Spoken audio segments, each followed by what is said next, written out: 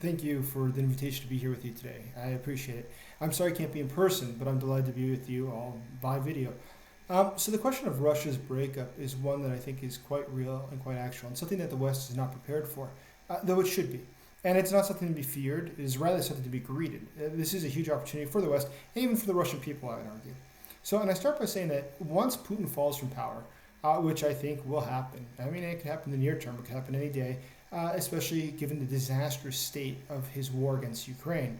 I think that Russian elites, one, will turn against him. We see that they're increasingly infighting, and the economic factors, the squeeze in Russia of competing interest, I think will drive that. But more than that, I think there's obviously the line that many people talk about Russia's long-term stability.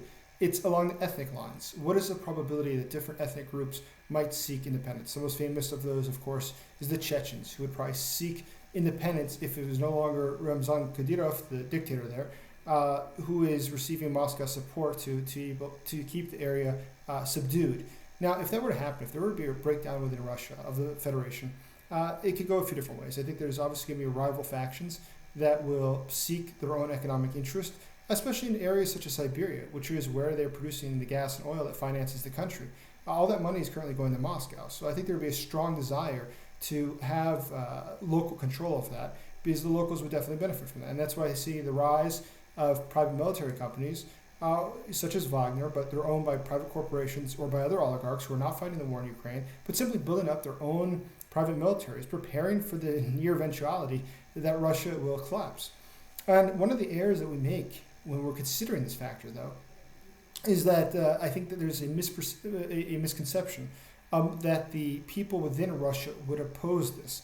I don't think that would be the case. I think that among those who would understand how it immediately meets their needs or meets their long-term interests, there would probably be strong support for it. Along the democratic opposition to Putin, I can definitely tell you, without the slightest bit of doubt, that there is a very strong support to see the breakup of Russia.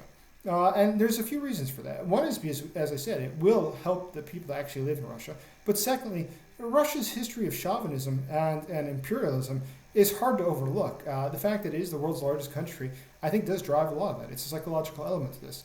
And so it would be better for not only Russians, but obviously everyone else who currently is threatened by Russia and its large military. Russian forces are unlikely to be able to continue. I mean, if Russia breaks up, obviously the Russian forces will not be as they are today. It will not be this massive military, which, of course, as we see, it's performing terribly in Ukraine. So it's not as much of a threat as had been thought. Though if Russia is broken down to multiple countries, it'll become even multiple times less of a threat to other nations. And that's why when we look at what's going to happen next, I think it is worthwhile that we say, well, how do we prepare ourselves for this eventuality? And one of the ways that we have to prepare for this eventuality, I would argue, is to directly support those within Russia who are seeking a change to the nation, such as the democratic opposition, which the US and European allies are very weak in directly supporting, is due to a fear of upsetting, presumably, the Kremlin. But I think that's a very misplaced fear, given the fact that there is an actual and current threat that emanates directly from Moscow. And anything that can be done to sort of quench that or to bring that back is something that serves our interest. The risk that we face in that is very, very low. And the reality is we need to start preparing the Russian population now to understand what the future holds. And the future, it's undetermined how it will all break up and the nature of how it will break up. But it is very clear that we can have a hand in steering that and making sure that we steer it in a way that's going to be beneficial to everyone. Obviously, we can look at things such as the nuclear weapons that Russia has. Where are those warheads stored? Who would have control of them? How is it that if there was tomorrow, Putin fell from power, we could guarantee that those warheads wouldn't be shifted around to different fiefdoms, let's call them, which are in the territory of what was formerly known as Russia? How is it that we can make sure that we're able to guarantee international security, or that one of these fiefdoms, new republics, is not going to wage war against its neighbors? And I think one of the ways that we can do that, and we should really actively be seeking to do, is by trying to identify the future leadership of Russia now. Who is it within Russia that can be counted on? Who is it within Russia that will not be a threat to our interest? And I think that this is one of the interesting things that many people do not know, or do not probably follow Russian news carefully enough to know, is that, as I mentioned earlier, the Russian opposition is quite strong on this. Not all of it. I can't speak for all of it, obviously. But there are a number of people in the Russian opposition who have talked about this issue many, many, many times. The current construction of Russia is not beneficial to anybody. And it is something that needs to change. It must change if we wish to have a better, peaceful future and even future cooperation with Russia. If we look, 20 years in the future, what would that future look like? In 30 years, what would that look like? And for us to be able to construct now, recognizing where the fault lines are in the Russian society, where the breaks are likely to be, we can identify now who it is we can work with, who are the real allies we can seek out.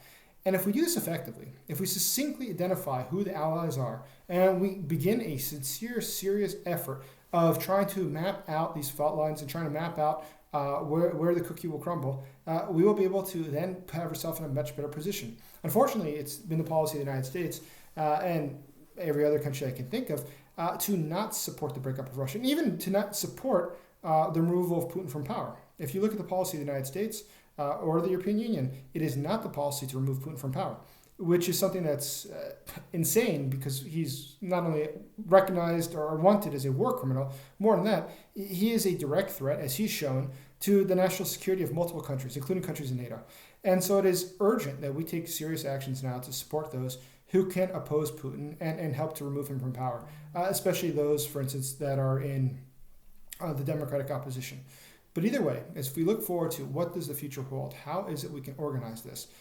It is clear that it is high time to be working on this, and the West has failed, frankly, in doing anything substantive to make sure that there is going to be a peaceful future. We are kicking the can down the road, but that doesn't mean that decisions are not going to have to be made. They are going to have to be made.